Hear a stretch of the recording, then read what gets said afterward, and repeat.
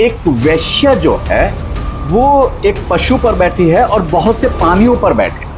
अब ये जो भ्रष्ट कलीसिया है, ये सही माने में कौन सी ऐसी कलीसिया है जो परमेश्वर के विरोध में जो है अपने आप को मसीह कहते हैं, अपने आप को ईसाई कहते हैं, अपने आप को क्रिश्चियन कहते हैं, मगर परमेश्वर के वचन से बिल्कुल दूर हैं।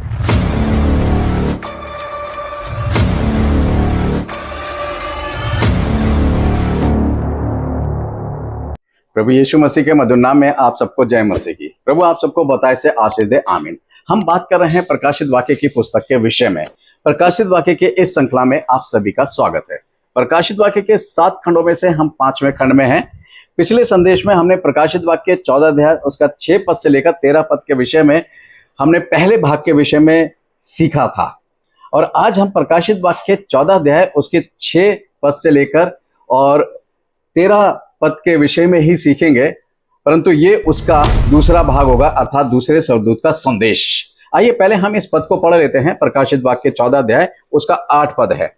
यहां लिखा हुआ है, फिर इसके बाद एक और स्वर्गदूत ये कहते हुए आया, गिर पड़ा वह बड़ा बेबीलोन, गिर पड़ा जिसने अपने व्यभिचार की कोप में मदिरा सारी जाति को पिलाई है। अब यहां पर बड़ा ध्यान देने की बात है। इस पद के अंदर 2 पॉइंट हैं। सबसे पहला जो पॉइंट है, मुख्य रूप से जो पॉइंट है वो है बड़ा बेबीलोन गिर पड़ा, और दूसरा जो पॉइंट है व्यभिचार की कोप में मदिरा जो पिलाई है। हम बात करेंगे पहले पॉइंट के विषय में, बड़ा बेबीलोन गिर पड़ा, कि ये बड़ा बेबीलोन है क्या। आप क्या समझते हैं बड़े बेबीलोन के बारे में? क्योंकि अक्सर जब आप प्रकाशित वाक्य की पुस्तक को पढ़ेंगे तो कई बार इस शब्द का प्रयोग किया गया है कि वो बड़ा बेबीलोन गिर पड़ा। बेबीलोन के बारे में लिखा हुआ है कि ये बेबीलोन क्या है। सही माने में बेबीलोन जो है आज के आधुनिक समय में अगर हम बात करें, इस वर्तमान समय में हम बात करें, तो बेबीलोन जो है वो इराक के बगदाद से लगभग 88 किलोमीटर दूर दक्षिण में फरात नदी के किनारे स्थित है। ये प्राचीन मेसोपोटामिया का एक महत्वपूर्ण शहर था। बड़ा ध्यान देने की बात है कि ये बहुत महत्वपूर्ण शहर था। बेबीलोन की स्थापना जो है किस समय हुई है, ये जानना बहुत ज्यादा जरूरी है। जब आप उत्पत्ति 10 अध्याय उसका 11 से 14 पद तक पढ़ेंगे तो वहां पर जो है एक व्यक्ति का नाम आया, निम्रोद। निम्रोद जो था वो हाम के वंश का, या हाम के पुत्र कूश के वंश का था, और परमेश्वर का वचन ये बताता है कि ये पृथ्वी पर पहला जो था वीर कहलाया गया है, और ये शिकारी भी था, एक उत्तम शिकारी था। इसने इसके समय में जो था बेबीलोन की जो है स्थापना, बेबीलोन शहर कह लीजिए या देश कह लीजिए, उसकी कई शहरों के नाम दिए हुए हैं उसके अंदर, जो इसके द्वारा स्थापित किए गए। यहां पर क्या होता है, ये जितने भी लोग थे निम्रोद के समय में, उस समय में बेबीलोन जो था एक बहुत महत्वपूर्ण जो जगह थी वो बन गई थी। क्यों बन गई थी, इसका कारण क्या था? जब आप उत्पत्ति 11 अध्याय 1 से 9 पद तक पढ़ेंगे तो वहां पर जो है बेबीलोन के स्थापना के बारे में जो है वो बताया गया है। अब इसका वर्णन क्या है कि परमेश्वर का वचन ये बताता है, जब इसका पहला पद पढ़ेंगे, कि इसमें जो है सारी पृथ्वी पर एक ही बोली थी और एक ही भाषा के लोग जो थे वो रहते थे, जो परमेश्वर का वचन जो है वो बता रहा है। और ये सब लोग जो थे सिनार देश के मैदान में सब लोग इकट्ठा हो गए, और इन्होंने जो था आपस में सलाह मशवरा करे कि हम लोग जो हैं इस जगह पर जो है एक बहुत बड़ी मीनार बनाएंगे और हम सब यहीं बच जाएंगे ताकि हमें सारी पृथ्वी पर जो है फैलना ना पड़े। ये इनकी सोच थी, और इस सोच के अनुसार जो थे ये काम भी करने लगे। मैंने बताया ना कि एक ही भाषा, एक ही बोली के लोग थे, और सब एक ही जगह पर बसना चाहते थे, एक ही जगह पर रहना चाहते थे, और वो सिनार देश के मैदान में आकर वो एक बहुत बड़ी मीनार बनाने लगे, जो बाबुल की मीनार कहलाई गई है। ये ध्यान रखिएगा, बाबुल की जो है वो मीनार कहलाई गई है। और ये वो मीनार बनाने भी लगे, मगर परमेश्वर ने जब देखा तो परमेश्वर को ये बात अच्छी नहीं लगी। परमेश्वर नहीं चाहता था कि ये जो है एक ही जगह में बस जाएं या एक ही जगह पर ठहर जाएं या एक ही जगह में बस जाएं। परमेश्वर जो था बिल्कुल नहीं चाहता था। अब शैतान ने इनके मन में ये बात डाली थी। अब क्यों डाली थी? अब ये बात बड़ी समझने की बातें हैं कि शैतान ने ये बात इनके मन में क्यों डाली। क्योंकि देखिए सबसे बड़ी बात क्या है, शैतान हमेशा यही चाहता है कि जो परमेश्वर ने कहा है उसके विरोध में लोग कार्य करें। परमेश्वर जैसा चाहता है लोग वैसा ना करें। अब यहां पर आप सोचोगे कि परमेश्वर की चाहत या परमेश्वर की इच्छा क्या आ गई। ये बहुत ज्यादा इन चीजों को समझना, बहुत गहराई से समझना है कि परमेश्वर ने फिर आकर क्यों उनके कार्य में बाधा डाली, क्यों उनके कार्य को रोका परमेश्वर ने। ये बहुत ज्यादा समझना जरूरी है। मैंने अभी क्या कहा, जब आप इसको पढ़ोगे, उन्होंने क्या करा, उन्होंने सलाह मशवरा ये बनाया कि हम जो हैं एक ही जगह में बच जाए, हमें सारी पृथ्वी पर फैलना ना पड़े, हमें सारी पृथ्वी पर भागना ना पड़े या फैलना ना पड़े, हम लोग सब एक जगह इकट्ठा होकर रहें। अब ये विचार इनके मन में क्यों आया, किस लिए आया, मैं आपको बताना चाहूंगा। जब आप उत्पत्ति 1 अध्याय उसका 28 पद पढ़ेंगे, और परमेश्वर ने उनको आशीष दी और उनसे कहा, फूलो फलो और पृथ्वी में भर जाओ और उसको अपने वश में कर लो, और समुद्र की मछलियों तथा आकाश के पक्षियों और पृथ्वी पर रेंगने वाले सब जंतुओं पर अधिकार रखो। अब यहां जो है परमेश्वर का वचन क्या कह रहा है, परमेश्वर ने आदम को बनाया और आदम को बनाकर उसने आदम को ब्लेसिंग दी, आशीष दी। किस बात की आशीष दी? कि फूलो फलो और क्या करो, पृथ्वी में भर जाओ, सारी पृथ्वी पर भर जाओ, सारी पृथ्वी को अपने अधिकार में कर लो। और यहां पर निम्रोद के समय के लोग क्या कर रहे हैं, वो पृथ्वी पे भरना नहीं चाह रहे हैं, वो सारी पृथ्वी पे फैलना नहीं चाह रहे हैं। वो परमेश्वर के वचन के विरोध में काम है। क्यों? क्योंकि ये बात शैतान ने उनके मन में डाली कि हम पृथ्वी पर क्यों भरे, हम सब एक ही जगह इकट्ठा क्यों नहीं रहे। और ये बात परमेश्वर को बहुत बुरी लगी, और परमेश्वर का वचन ये कहता है कि तब उसने देखा और वो नीचे आया कि हम उनकी भाषा में क्या करें, गड़बड़ी डालें। जब आप उत्पत्ति 11 अध्याय 5 से लेकर 9 पद तक पढ़ेंगे तो उसके अंदर वो सारी चीजें दी गई हैं कि परमेश्वर ने क्या करा, उनकी भाषा में गड़बड़ी डाली। विशेष तौर से मैं 9 पद की तरफ ध्यान करना चाहूंगा। इस कारण उस नगर का नाम बेबीलोन पड़ा, क्योंकि सारी पृथ्वी की भाषा में जो गड़बड़ी है वह यहोवा ने वहीं डाली, और वहीं से यहोवा ने मनुष्यों को सारी पृथ्वी के ऊपर फैला दिया। अब उनकी भाषा में क्या था, बहुत सी भाषाएं, देखिए भाषाओं का जो ज्ञान आया है वो वहीं से आया है कि परमेश्वर ने उन सब के अंदर जो था बहुत सी भाषाएं उत्पन्न कर दी। अब उनके दिमाग के अंदर बहुत सी भाषा आ गई, कोई फारसी बोलने लगा, कोई लोधी बोलने लगा, कोई कुछ बोलने लगा। मंगाया ईंटा जा रहा है वो कुछ और समझ रहा है, मंगाया गारा जा रहा है वो कुछ और समझ रहा है। और इस तरीके से क्या हुआ, उनका आपस में तालमेल नहीं बन पा रहा था। और तालमेल ना बनने के कारण, क्योंकि ट्रांसलेशन करने वाला भी कोई नहीं था उस समय, और तालमेल ना बनने के कारण क्या रहा, वो सारी पृथ्वी पर फैल गया। परमेश्वर ने अपनी योजना जो थी वो इस तरीके से पूरी कराई, और परमेश्वर ने शैतान की उस योजना को फेल करा दिया। ये बेबीलोन जो है, देखिए अभी गिर पड़ा, बड़ा बेबीलोन जो है वो गिर पड़ा, ये अलग अभी बात है। अभी बात है बेबीलोन की के बारे में बात कर रहे हैं। वो बेबीलोन जो नबूकदनेस्सर राजा जो था, जिस बेबीलोन का राजा था, शासक था, 605 बीसी की बात है, और उसने यरूशलेम पर जो है नबूकदनेस्सर राजा ने चढ़ाई करी। बहुत फेमस राजा हुआ है, आप उसके बारे में जब इतिहास में देखेंगे तो आपको मिल जाएगा।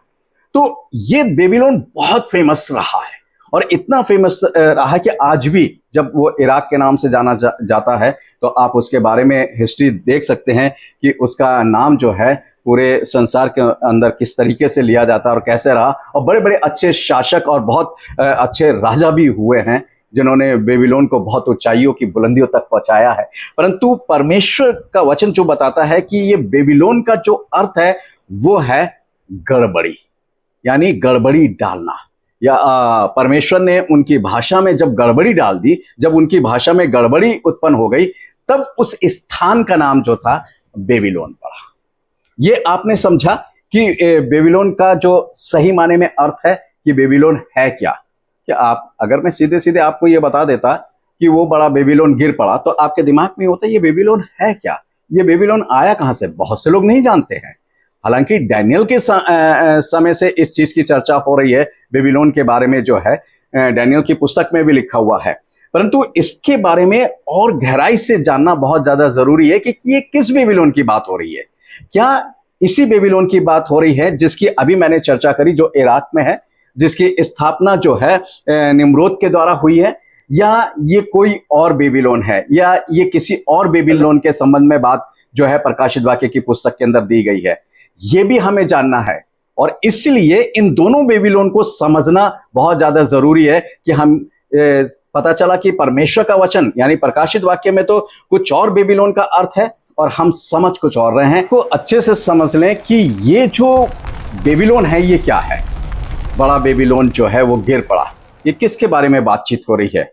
ये इस बेबीलोन की बात हो रही है जो डैनियल के समय में था, जिसमें राजा नबूकदनेस्सर था, जिसने 586 बीसी में यरूशलेम पर आक्रमण करके और यरूशलेम के मंदिर के बहुत से पात्र लेकर शिनार देश में रखे थे। शिनार देश में जो उनका बहुत बड़ा मंदिर था, वो उस बेबीलोन की बात हो रही है, या ये कोई और बेबीलोन है? चीजें जो हैं ये समझना। जब हम प्रकाशित वाक्य की पुस्तक को पढ़ते हैं, ध्यान दीजिएगा, जब आप डैनियल की पुस्तक पढ़ेंगे तो वहां पर जिस बेबीलोन का वर्णन है वो सही में बेबीलोन जो इराक के नाम से जाना जाता है, ये उसके बारे में कहा जा रहा है, जिसका राजा जो था नबूकदनेस्सर राजा था, और भी बहुत से राजा हुए हैं, मगर फेमस जो है, जो जिसके बेबीलोन को जिस पहचान मिली है जिस राजा के नाम से, वो नबूकदनेस्सर राजा रहा है।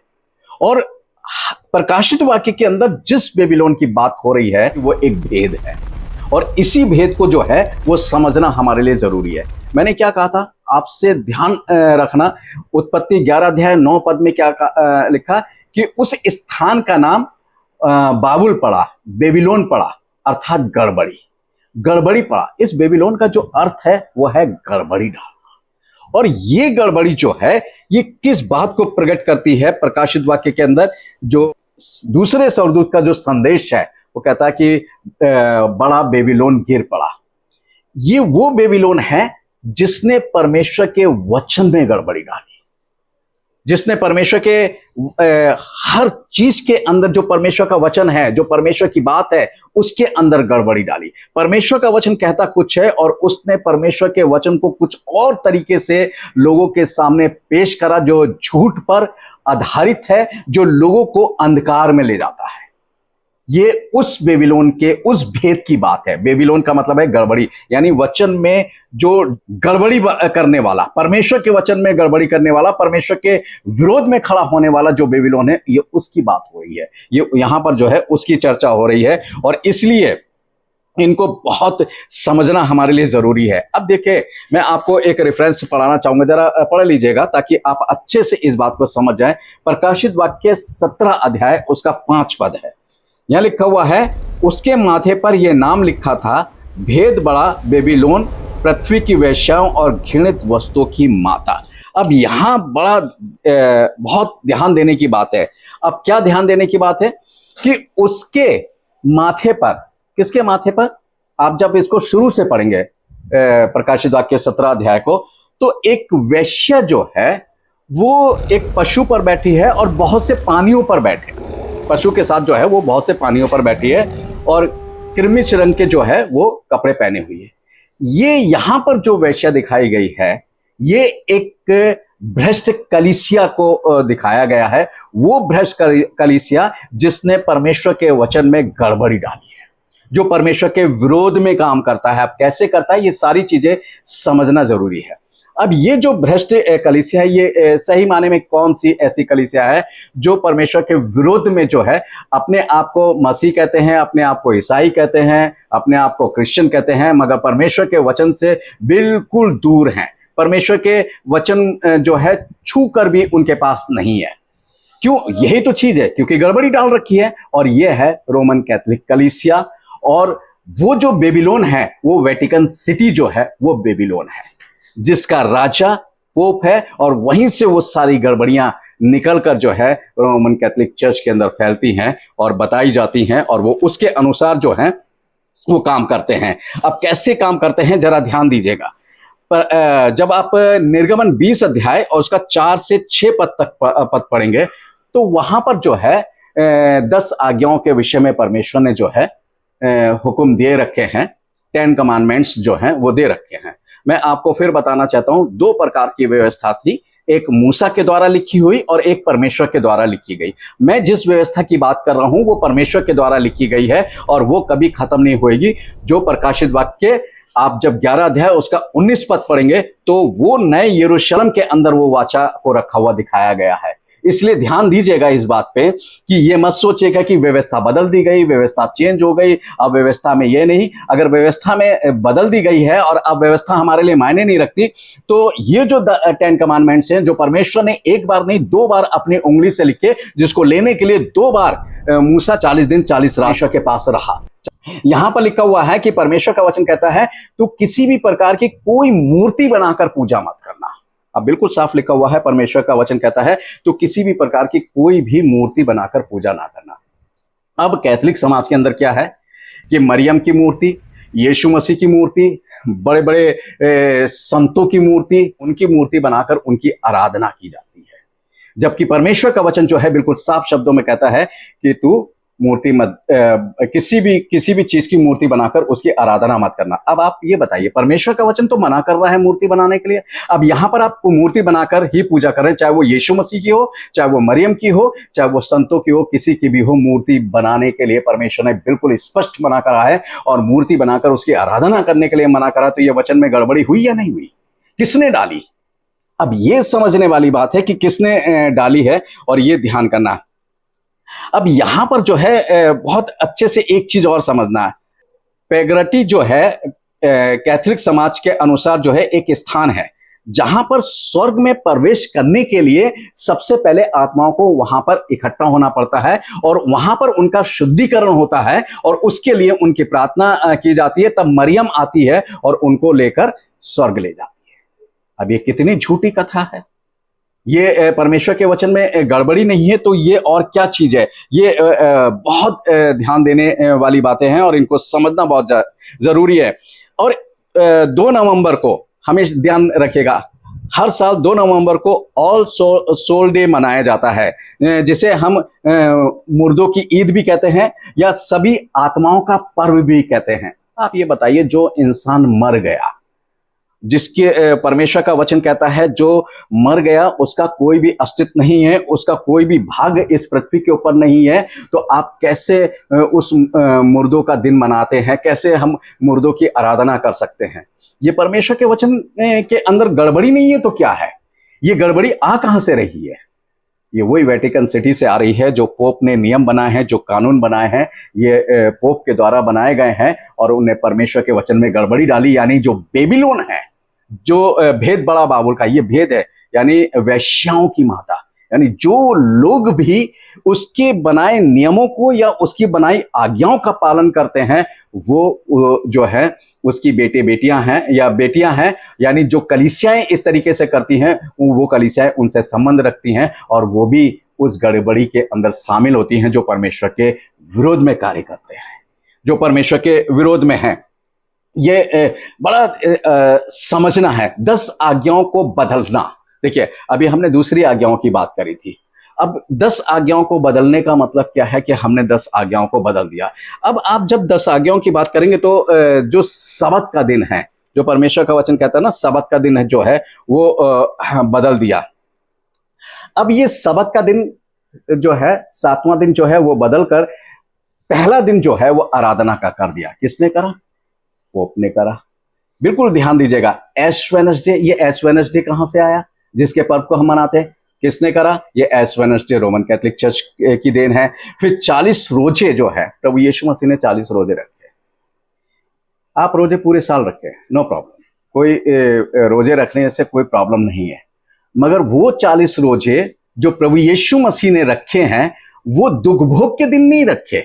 यीशु मसीह ने अपनी मिनिस्ट्री शुरू करने से पहले, यानी क्रूस पर जाने से पहले, 3.5 साल पहले, मरने से क्रूस पर मरने से पहले 3.5 साल पहले रखे थे। और 3.5 साल के रोजे रखने के 3.5 साल बाद उसे क्रूस पर दिया गया। अब मुझे आप ये बताइए, ये 40 रोजे आकर ये क्रूस पर आकर या दुख भोग के दिन आकर कहां से जुड़ गए? और सही माने में देखा जाए, जब यीशु मसीह को सूली पर पकड़वाया गया, सूली दी गई, उस समय वो रोजे में नहीं था। इसका सिंपल सा उदाहरण है कि जब आप परमेश्वर के वचनों को पढ़ेंगे तो वहां यीशु मसीह क्या कहता है कि मैं प्यासा हूं, और उसे सिरका पिलाया भी गया और उसने चूसा और क्या कहा कि पूरा हुआ। अब यहूदी परंपरा के अनुसार लोग अपना थूक तक नहीं निगलते थे, और वो कह रहा है कि मैं प्यासा हूं। जब वो इतनी वेदनाओं को सहन कर रहा है, उसने 39 कोड़े सहन कर लिए, उसने हाथ पैरों में कीले सहन कर ली, उसने कांटों का ताज सहन कर लिया, उसने बहुत यातनाएं सहन कर ली, तो क्या एक प्यास नहीं सहन कर सकता था?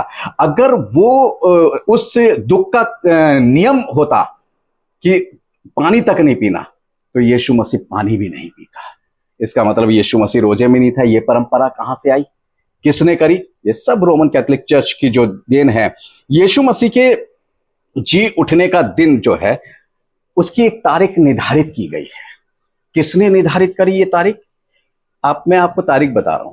21 मार्च के बाद जो पहली पूर्णिमा होती है, उस पूर्णिमा का जो पहला संडे होता है वो ईस्टर संडे होता है। 21 मार्च के बाद जो पहली पूर्णिमा होगी, उस पूर्णिमा का जो पहला संडे होगा, ये सब किसने निर्धारित करा? ये सब जो है वेटिकन सिटी से हुआ है। जो बेबीलोन है, जो आत्मिक तौर से बेबीलोन है, जो गड़बड़ी का देश है, जिसने परमेश्वर के वचन में गड़बड़ी करी है, और उस वचन को क्या करा है, उसने परमेश्वर के वचन में इतनी गड़बड़ी करके लोगों को अंधकार में ले जाके, बहुत से लाखों करोड़ों भाइयों को बहनों को अंधकार में ले जाके डाल दिया है। तो ये है वो बेबीलोन। हम उस बेबीलोन की बात नहीं कर रहे हैं जिसका राजा नबूकदनेस्सर था, जहां डैनियल को बंदी बनाकर, उसके दोस्तों को बंदी बनाकर और बहुत से यहूदियों को बंदी बनाकर ले जाया गया था।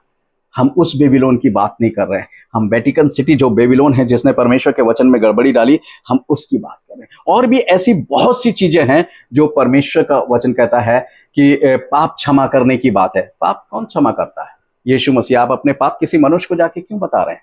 कोई मनुष्य हमारे पाप क्षमा नहीं कर सकता है। पाप क्षमा करने का अधिकार सिर्फ यीशु मसीह को है, क्योंकि वो परमेश्वर है, और परमेश्वर ही पाप जो है वो क्षमा कर सकता है। और यहाँ जो है बेबीलोन के गिरने की बात है, क्योंकि परमेश्वर जो है ये घृणित कार्य है। परमेश्वर के वचन में मिलावट करना, परमेश्वर के वचन को बदल डालना, परमेश्वर के वचन में लिखा कुछ है, आप बता कुछ रहे हैं, परमेश्वर कहता कुछ है, आप कर कुछ रहे, ये बहुत घृणित कार्य है। और इस घृणित कार्य की, इस बेबीलोन के गिरने की, इस बेबीलोन के पतन की जो भविष्यवाणी है, वो यशायाह ने भी की है। आप यशायाह 21 का 9 पढ़ सकते हैं, यिर्मयाह 51 का 8 पढ़ सकते हैं, और प्रकाशित वाक्य में भी फिर से इसकी जो भविष्यवाणी की गई है, वो प्रकाशित वाक्य 8 के 2 में भी जो है वो आप उसको पढ़ सकते हैं। आप देख सकते हैं कि किस तरीके से परमेश्वर के वचन में गड़बड़ी की है।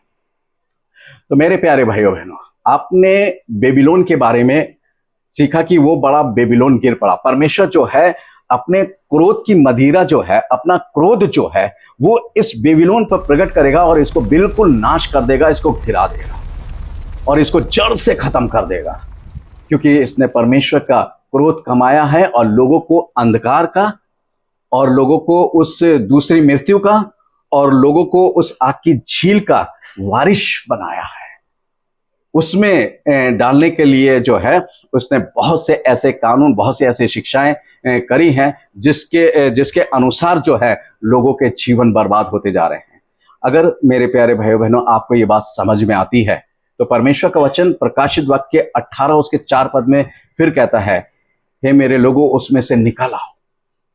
कहीं ऐसा ना हो कि मैं जो मुसीबत उस बेबीलोन पर डालूं उसके भागीदार तुम भी ना हो। तो परमेश्वर कह रहा है कि उसमें से निकल आओ। तो मेरे प्यारे भाइयों बहनों, इस झूठी शिक्षा में से, इस झूठी बातों में से हम निकल आए और उन बातों को मानना छोड़ दें जो इस बेबीलोन के द्वारा फैलाई गई है, वेटिकन सिटी के द्वारा फैलाई गई है। और जो उनको मानते हैं वो जो है उनकी माता कौन है? वेटिकन सिटी उनकी माता है, वो उसकी बेटियां हैं, बेटियां कहलाते हैं। इसलिए हम उनकी बेटियां भी ना कहलाएं। उस झूठी शिक्षा में से, उस झूठी बातों में से, उन झूठी हर एक जो झूठे पर्व और झूठे आधार पर जो दिए गए हैं उसमें से निकल आए, ताकि हम प्रभु के राज के वारिश हो सके और प्रभु की आशीषों को प्राप्त कर सके। प्रभु आप सबको आशीष दे। आमीन।